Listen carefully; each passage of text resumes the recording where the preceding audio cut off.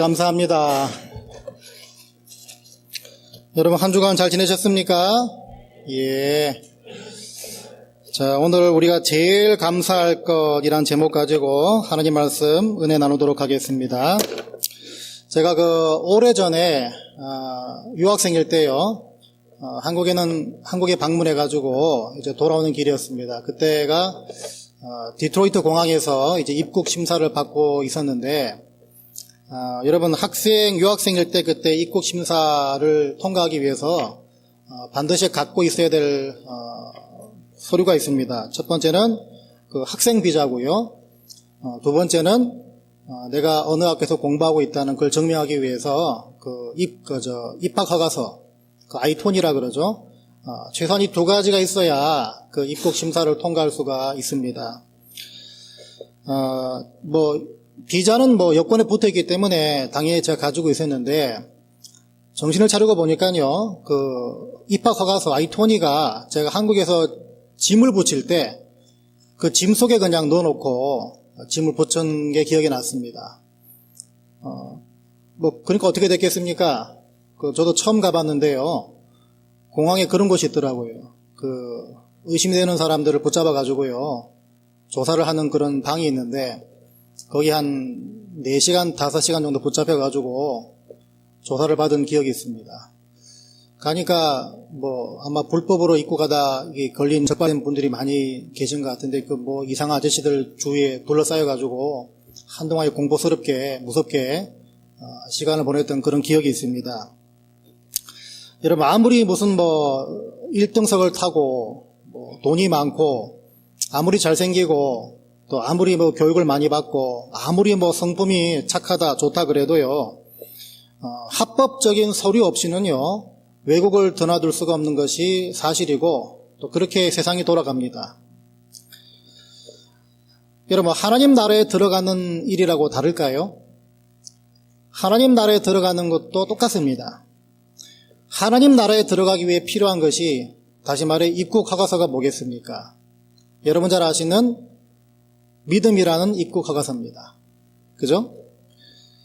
여러분 잘 아시는 요한복음 3장 16절 말씀이 누구든지 그를 믿는 자마다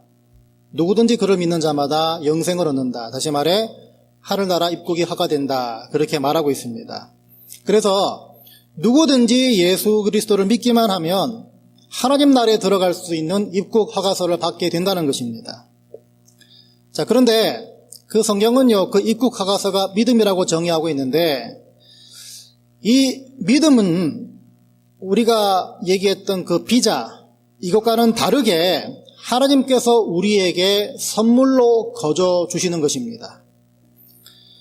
여러분, 비자를 받으려면요, 비자를 발급받기 위해서는요, 반드시 그 비자를 받기 위한 그 서류들, 구비해야 될 서류라든지, 하다못해 어떤 재정적인 자격들, 여러 가지 서류들, 여러 가지 자격들이 요구가 됩니다. 또 그렇게 다 갖췄다고 해도 대사관 가서 인터뷰를 하다가도 떨어질 수가 있습니다. 비자를 못 받을 수가 있습니다. 또 받았다 치더라도요, 그 비자에 뭐라고 찍혀 있습니까? 유효기간이 있죠. 영원한 비자가 아니라는 것입니다. 그런데 하나님께서 우리에게 선물로 허락하시는 입국 허가서, 이 믿음, 이것은 어떻습니까? 한 번 받으면 영원한 것입니다. 믿음만 있으면요, 유효기간이 전혀 없다는 것입니다. 그래서 로마서 8장에서도요, 우리를 하나님의 사랑으로부터 끊을 자가 아무것도 없다. 끊을 것이 아무것도 없다. 이렇게 말하면서 우리가 받은 구원은 보장된 것이고 영원한 것이고 변하지 않는 것이라고 확증해주고 있습니다.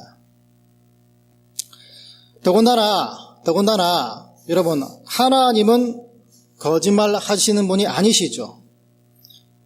거짓말하지 않는 그런 신실한 성품을 가지신 하나님이 우리의 구원이 확실하다고 약속해 주십니다. 그러니까 우리가 구원의 확실성, 이 구원받음의 근거를 얘기할 때 여러분 두 가지만 생각하시면 됩니다. 첫 번째는 하나님은 거짓말하지 않으시는 신실하신, 약속을 지킬 실력이 있는 신실하신 하나님이란 그 성품 하나와 그 하나님께서 주시는 약속의 말씀, 이 두 가지가 우리가 받은 구원이 확실한 것이고 영원한 것이고 분명한 것이다. 이렇게 말을 할 때 써야 되는 두 가지 사실이라는 것입니다. 게다가 여러분 요한복음 1장 보시면요. 예수님이 이렇게 말씀하십니다. 영접하는 자 곧 그 이름을 믿는 자들에게는 하나님의 자녀가 되는 권세를 주셨다. 이렇게 말합니다. 여기 보시면 하나님의 자녀라고 말하고 있는데요. 이 자녀라는 말 헬라어로 이 테크논이라는 단어를 씁니다. 이 테크논이라는 단어는요. 혈연 관계를 강조할 때 쓰는 말이라고 합니다. 그러니까 자녀를 얘기할 때 특별히 혈연에다 더 중점적으로 포커스를 맞춰가지고 얘기할 때 이 테크논이란 자녀란 단어를 쓴다는 것입니다. 그리고 갈라디아서 3장 보시면요. 너희가 다 믿음으로 말미암아 그리스도 예수 안에서 하나님의 아들이 됐다 또 말합니다. 여기서 또 자녀란 이 단어, 아들이란 단어는요. 휘오스라는 단어를 쓰는데요.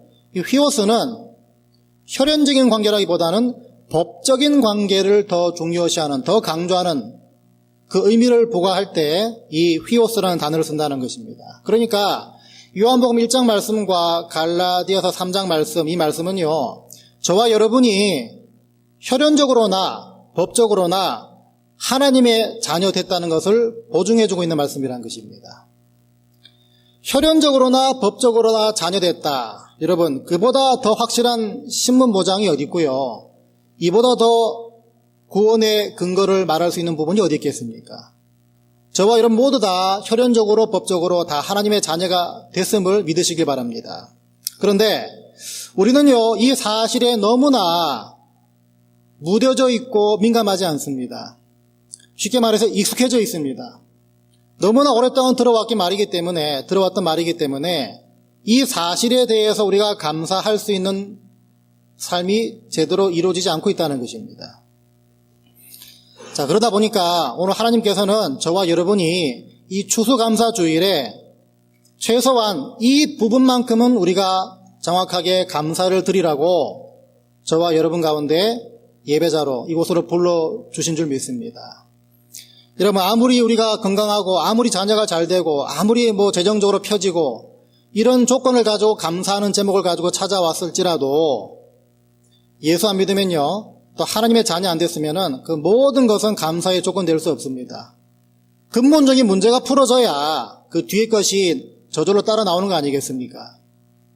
오늘 우리가 감사할 제목 여러 가지 있겠지만 특별히 말씀을 통해서 하나님 자녀 됐음에 대한 사실로 가지고 하나님께 구체적으로 감사하는 예배가 되시길 바랍니다. 자, 그렇다면 어떻게 감사해야 되는가? 우리가 단순히 하나님한테 하나님 땡큐라고 말하고 그냥 입 싹 닫고 돌아서면 그만입니까? 그게 아니죠. 성경적인 감사의 방법을 한번 얘기해 보려고 합니다. 여러분, 성경적인 감사의 방법 어떻게 말할 수 있는가? 하나님께서 독생자를 포기하면서까지 우리에게 거저 주신, 선물로 주신 그 믿음과 구원, 그 믿음과 구원이라는 선물, 이것을 우리가 지키고 누리는 것, 이것이 바로 감사의 표현 방법입니다. 다른 거 없습니다. 저와 여러분이 받은 이 선물, 믿음이라는 선물을 잘 지키고 잘 누리면 그게 곧 감사하는 모습입니다. 이게 무슨 말인가 하면요, 여러분 한번 이런 예를 제가 드리겠습니다. 오래전에 제가 그 어린아이들을 섬길 때요, 지금도 가끔 그러지만 예배 가운데 예배 잘 드리는 아이들, 집중하는 애들, 걔들을 뽑아가지고 이 선물을 자주 줬습니다. 근데 하루는요, 똑같이 그렇게 선물을 주고 난 다음에 이제 예배 마치고 이제 식사 시간 때 보니까 그 분명히 선물을 받은 애들 중에 한 명이 제가 분명히 선물을 줬는데 그 선물이 온데간데 없이 그냥 빈손으로 이렇게 막 뛰어놀고 있는 것입니다. 그래서 제가 물어봤습니다. 너 아까 내가 준 선물 어딨냐? 그러니까 자기 마음에 안 들고 자기 필요 없다고 해서 그냥 다른 애한테 줬다는 것입니다. 그 얘기 들으니까 막 피가 얼마나 꼭 끓었었는지 그 부모가 안 봤으면 한 대 때렸을 것 같습니다. 그래도 준 사람 생각이 있고 정성이 있는데 자기 필요 없고 그냥 마음에 안 드니까 딴 사람 줬다 그러니까 남일 같지가 않죠. 여러분 잘 들어보세요. 여러분들이 만일에 여러분이 참 좋아하고 존경하는 사람 생일 선물로 아주 고가의 어떤 옷을 선물했다. 그런데 며칠 뒤에 그 가정을 방문해 보니까 내가 드린 그 선물, 그 고가의 옷을 이 사람들이 행주나 걸레로 쓰고 있다. 그러면 어떻겠습니까? 당장 절교하지 않겠습니까, 여러분? 기본적인 감사의 방법이 있습니다. 그게 뭡니까? 선물을 잘 지키고 그 선물을 잘 누리면 되는 것입니다. 최소한 그것만 해도 선물 받은 사람이 선물 준 사람한테 감사의 표현 방법이 되는 것입니다. 마찬가지로 하나님께서 저와 여러분에게 거저 주신 믿음과 구원이란 선물도 마찬가지입니다. 정말 감사하시다면요, 정말 감사하고 싶으시다면은 그 믿음과 그 구원을 여러분들이 잘 지키고 잘 누리면 되는 것입니다. 이걸 설명하기 위해서 오늘 유다서라는 이 책, 특별히 1장밖에 없는 이 책 가운데 마지막 부분을 살펴보면 좋겠는데요. 이 유다서의 저자가 누굽니까, 여러분? 유다서의 저자가 누굽니까? 네? 본 적이 없어 모르겠다고요? 유다서의 저자는 유다죠. 어떤 분들은 아니 목사님 어떻게 예수를 팔아넘기 배반한 그 유다가 성경을 적을 수 있습니까? 이렇게 생각하는 분들 계시겠죠. 그런 분들에게 지금 편하지 마시고 나중에 예배 마치고 저 조용히 찾아오십시오. 제가 가르쳐 드리겠습니다. 유다서 저자는 당연히 유다죠. 그 이름 나와 있지 않습니까? 그럼 목사님 아가서의 저자는 아가입니까? 마음대로 생각하십시오. 이 유다서의 주제는요, 여러분, 이 잘못된 가르침, 거짓 이 교사들의 그 영향력, 이런 것들, 여기에 성도들이 어떻게 대처해야 되는지, 그 내용을 주로 다루고 있는데요. 이걸 다시 말하면요, 믿음이란 또 구원이란 선물을 받은 성도들, 이 성도들이 그 선물을 어떻게 온전히 지키고 어떻게 온전히 누릴 수 있는가, 바꿔 말하면 그 뜻이 된다는 것입니다. 특별히 오늘 같이 읽으신 구절에서는요, 저와 여러분에게 4가지를 권면하고 있습니다. 첫 번째는 지극히 거룩한 믿음 위에 자신을 세워라. 두 번째는 성령으로 기도해라. 세 번째는 하나님의 사랑 안에서 자신을 지켜라. 네 번째는 영생에 이르도록 우리 주 예수 그리스도의 긍휼을 기다려라. 이렇게 말하고 있습니다. 좀 복잡한 것 같지만 쉽게 설명하면 이렇게 됩니다. 제가 지금 굉장히 하이톤이지 않습니까, 여러분? 잘 들리시죠? 네. 여기서 먼저 이 자신을 세운다라는 동사를 주목해 보시면요. 이 세운다의 동사가 이 에포이코도메오라는 그런 동사를 씁니다. 에포이코도메오. 이 에포이코도메오라는 동사는요, 이 사도 바울 같은 경우는 주로 어떤 데 썼느냐 찾아보면 이 교회를 세운다, 교회를 세워 나간다, 그렇게 설명할 때 주로 이 동사를 에포이코도메오 그런 식으로 썼는데, 이 유다서의 저자 유다 같은 경우는요, 이 에포이코도메오를 그런 식으로 쓰지 않고 성도들이 자신의 신앙을 성장시켜야 한다는 의미로 쓰고 있습니다. 그러니까 이미지를 그러면 비슷합니다. 교회를 세워 나간다든지 아니면 자신의 신앙을 성장시켜 나간다든지 비슷한 이미지인데, 그때 사도 바울과 유다는요, 이 에포이코도메오라는 동사를 썼다는 것입니다. 그런데 왜 이 에포이코도메오를 썼느냐 하면요, 이 자신의 신앙을 성장시키고 자신의 믿음을 성숙시켜야 거짓된 가르침, 잘못된 이 나쁜 교사들의 그 영향력, 이것으로부터 자신을 막을 수가 있기 때문입니다. 그러니까 쉽게 예를 들면요, 뭔가 실력을 기르고 뭔가 튼튼해져야 외부로부터의 공격을 내가 막을 수 있고 대처할 수 있는 그런 능력이 생기는 거 아닙니까? 똑같다는 것입니다. 내 신앙을 성장시키고 내 믿음을 성숙시켜 놔야 잘못된 가르침이 뭔지를 분별할 수도 있고요, 그 잘못된 가르침을 오히려 내가 치고 공격하고 오히려 막을 수 있는 그런 능력이 생길 수 있다는 것입니다. 그래서 이 에포이코도모야라는 동사를 썼는데, 우리가 마치 이 여러 종류의 병에 걸리지 않기 위해서 좋은 약 먹고 나쁜 습관 버리고 이런 것도 하는 그 애쓰고 노력하는 그 모습, 이것과 똑같다는 것입니다. 그래서 여러분, 이 에포이코도모야, 자신의 신앙을 성장시키고 자신의 믿음을 성숙시켜라, 이 말씀을 지날 때마다 우리가 늘 우리한테 자문해 봐야 되는 질문이 있습니다. 그게 뭐냐면요, 나는 과연 신앙의 성장과 내 믿음의 성숙을 위해서 얼마만큼 어떤 종류의 일들을 내가 애쓰고 노력하고 부단히 힘쓰고 있느냐, 이걸 본인한테 자문해 봐야 한다는 것입니다. 여러분들이 그 질문에 대답할 때 만일에 그 대답이 단순히 이 주일 예배 참석 하나뿐이라면요, 참 죄송한 말씀이지만 그분은 절대로 신앙, 절대로 믿음 성장할 수 없고 성숙될 수가 없습니다.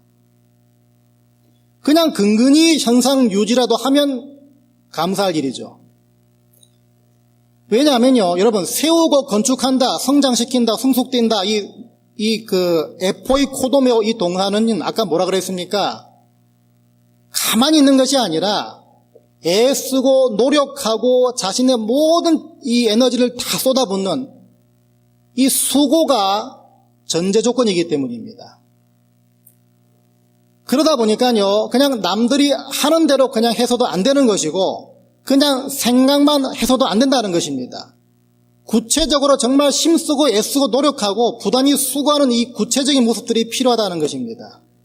이게 동반돼야지 에포이 코도메라는 동사가 쓰일 수 있다는 것인데, 그래서 여러분들이 정말 여러분들이 받은 선물로 거저받은 믿음과 구원에 정말 감사하시다면 여러분 신앙 성장과 믿음의 성숙을 위해서 구체적으로 애쓰고 노력해야 할 것들을 찾아서 행해보는 결단이 오늘 필요하다는 것입니다. 이 말씀 굳이 안 드려도요, 성경은 뭐라 그럽니까? 믿음은 곧 경주라 그럽니다. 경주. 남들 다 아는 모습으로 뛰면 경주에서 우승할 수가 없죠. 더 뛰어나야 하고 더 노력해야 되고 더 힘써야 그 경주에 이길 수 있는 거 아닙니까? 여러 수고와 여러 애씀들이 생각날 겁니다. 특별히 그 가운데 여러분들이 한 번도 해보지 않았던 것, 귀찮았던 것, 꼭 굳이 그렇게 해야 되나? 그렇게 별나게 신앙생활 할 필요 있나? 이런 것들이 여러분 애씀과 수고와 여러분들이 지금 해야 될 순종일 수가 있습니다. 그래서 행여나 여러분 가운데 누구를 미워한다, 누구가 불편하다 이런 부분이 있다면요, 그 사람 내가 품어주고 이해해주고 내가 먼저 다가가서 말을 해야겠다, 이 순종이 동반된다면요, 분명히 그 곳에서도 여러분의 신앙의 성장과 믿음의 성숙이 동반될 수 있는 부분이 있습니다. 한마디로 말하면요, 여러분 삶의 주인이 누구신지, 여러분 생명의 주인이 누구신지 이것만 분명히 하면 여러분 순종할 수 있다는 것입니다. 애쓸 수 있다는 것입니다. 무엇이 됐든 간에요, 수고와 애써야 할 부분, 노력해야 할 부분 최소한 하나 정도는 찾아내셔가지고 여러분 그 감사를 구체적으로 드리시고 여러분이 받은 믿음과 구원이라는 선물을 온전히 누리시고 온전히 지켜나가게 되시기를 주의 이름으로 부탁을 드립니다. 두 번째가 성령으로 기도하라 라고 말하고 있습니다. 두 번째가 성령으로 기도하라. 이 말은요, 성령 안에서 성령의 능력을 힘입어서 아니면 성령과 함께 하나님과 교제해라, 그 말과 똑같습니다. 이걸 단도직입적으로 말하면요, 성령 안에서 너희들 기도해라 이 말입니다. 기도해라, 기도해라, 그 말과 똑같습니다. 기도하라는 것입니다. 여러분, 설교 때 목사가 기도하라 그러면 분명히 넘겨주는 분들 계십니다. 이게 설교가 신목사 토요일마다 새벽기도 나오라고 이제 그렇게 하려고 그쪽으로 끌고 가는 모양이구나, 이렇게 넘겨주는 분들이 계십니다. 맞습니다. 그래서 어떤 분들은 이미 다 대답할 준비해 놓습니다. 목사님, 저는 집에서 혼자 기도해요. 근데 여러분, 그렇게 대답하는 분일수록 그 시간에 기도 안 하는 것 가족이 알고 하늘과 땅이 알고 여러분 가족이 알고 여러분 자신이 더 잘 압니다.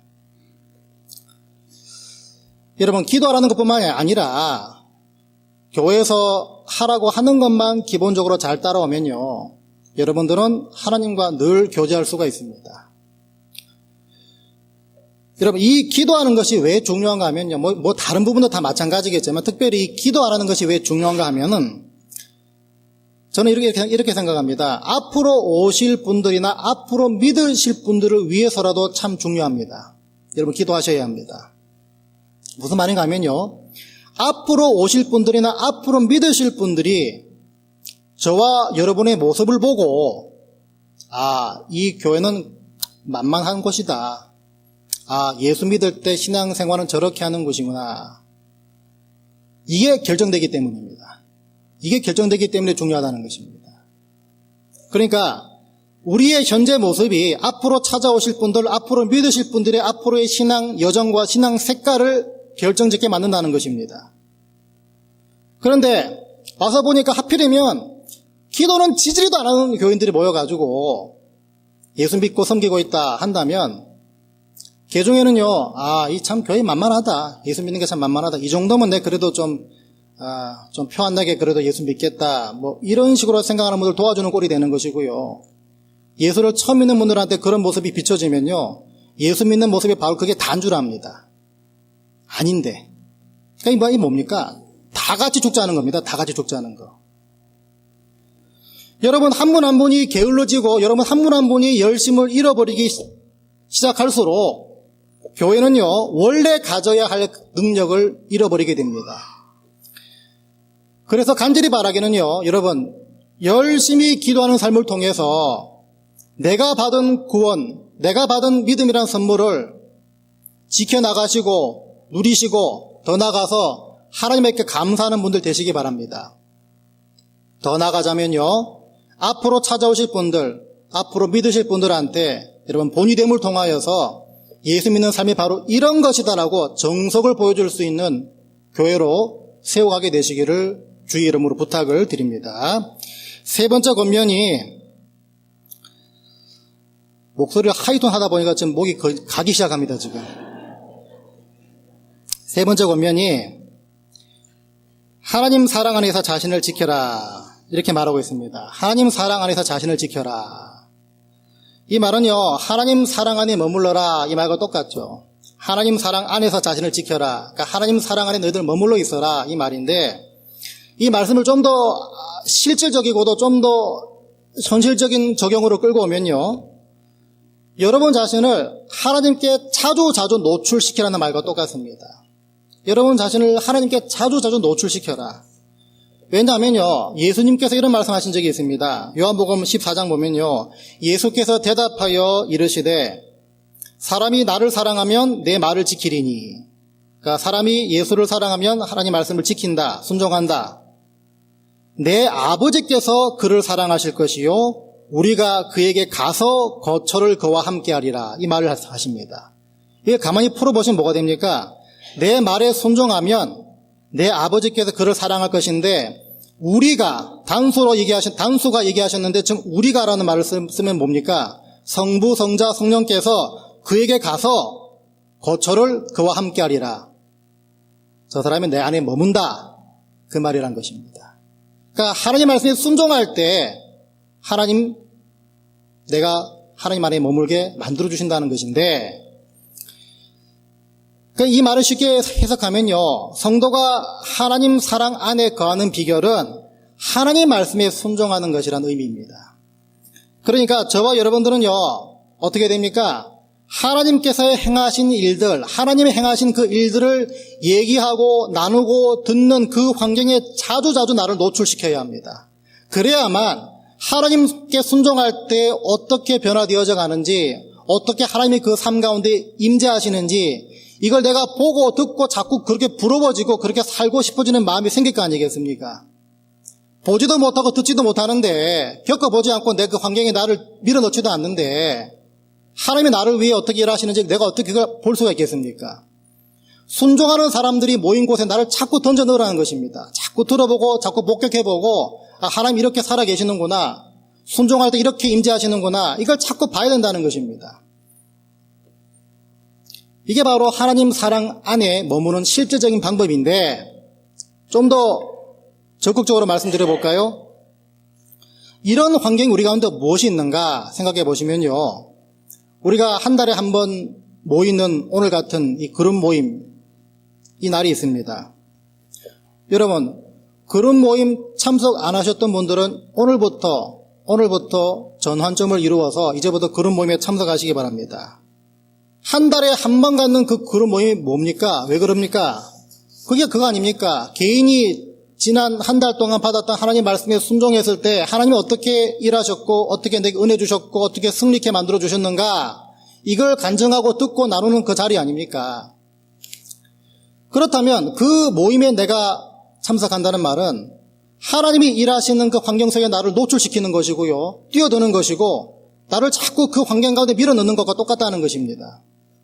그러니까 하나님 사랑 안에서 나를 지키는 모습이라는 것입니다. 여러분, 이상한 가르침, 영원하지 않는 것, 조건적인 것, 변하는 것, 그런 어떤 환경, 문화, 가치, 거기에 자꾸 자신을 노출시키지 마시고 하나님 사랑 안에 거하기를 애쓰는 분들, 그 사이로 늘 들어가게 되시기 바랍니다. 그 환경으로 들어가시기 바랍니다. 그래야 여러분들이 받은 구원을, 여러분들이 거저받은 믿음의 선물을 온전히 지키고 누리며 감사하는 표현 방법이 되기 때문입니다.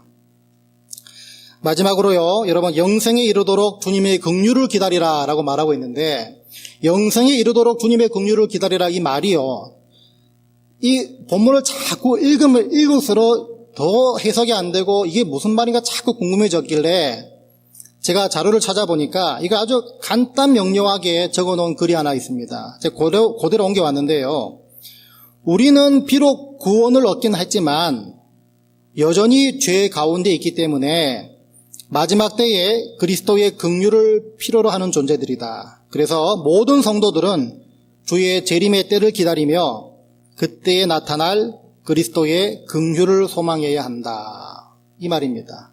이게 무슨 말입니까? 한마디로 말하면 겸손하라는 것입니다. 겸손하라는 것입니다. 행여나 촛대가 옮겨질까봐, 행여나 구원의 대열에서 내가 이탈될까봐 늘 겸손하고 자신을 점검하고 늘 살펴보라는 것입니다. 우리가 모두 다 구원받은 존재가 맞긴 맞지만요, 정확히 말하면, 성경적으로 말하면 우리는 다 구원을 완성해 가는 사람입니다.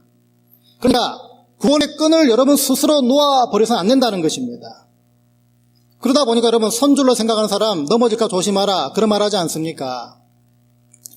예수 믿다가도요, 여러분, 교만해지고 이상한 교리에 빠져가지고 분별이 안 돼가지고 그 구원의 대열에서 이탈하는 분들 얼마든지 계실 수 있습니다. 여러분, 그러다 보니까 우스갯말로요, 천국 가면 2번 놀란다 그러죠. 못 올 줄 알았던 사람이 와 있어도 놀라고요, 올 줄 알았던 사람이 안 보여가지고 놀란다 그러지 않습니까? 이게 뭘 말합니까? 우리가 받은 구원 확실하지만 내가 그 복을 차버릴 수 있다는 것입니다. 나도 모르게 차버릴 수 있다는 것입니다. 그러다 보니까 겸손하셔야 합니다. 주님의 긍휼을 늘 기대해야 됩니다. 마지막 때 주님 앞에 설 때를 내가 생각하면서 두려워하시고 긴장하시면서 내가 지금 믿고 있는 이 신앙생활이라는 것이 정말 맞는가, 이걸 늘 점검해 봐야 된다는 것입니다. 여러분, 끝까지 겸손하시면서 여기 말씀하신 것처럼 주님의 긍휼과 자비를 여러분 기다리시기 바랍니다. 주님, 나는 여전히 무익하고 주님, 나는 여전히 불쌍히 여긴 받아야 할 죄인입니다. 이 마인드를 가지고 살아가셔야 됩니다. 하나님은 우리가 교만해지지 않도록 늘 주님의 긍휼과 자비를 구할 수 있도록 만드시기 위해서 여러분 자신을 의도적으로 낮추시고 또 그렇게 하기 위해서 여러분 자신을 의도적으로 연단시키십니다. 또 시험 가운데 일부러 집어넣기도 하십니다.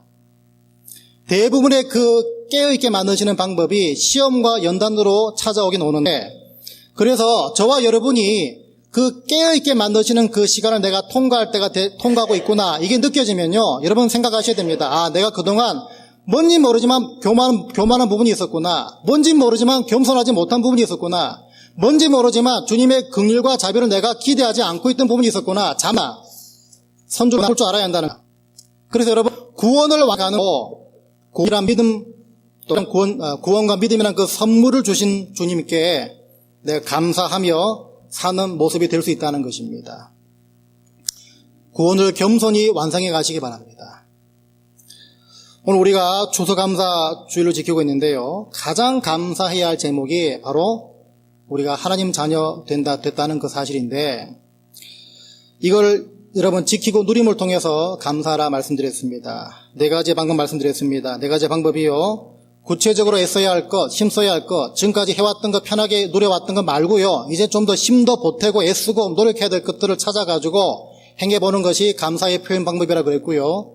두 번째는 여러분 기도의 자리를 지키시기 바랍니다. 기도하기 힘쓰시기 바랍니다. 감사의 표현 방법입니다.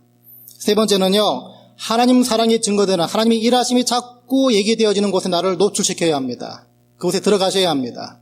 그 주님 안에서 자라나야 합니다. 네 번째가 구원을 겸손히 완성해 가라 말씀드렸습니다.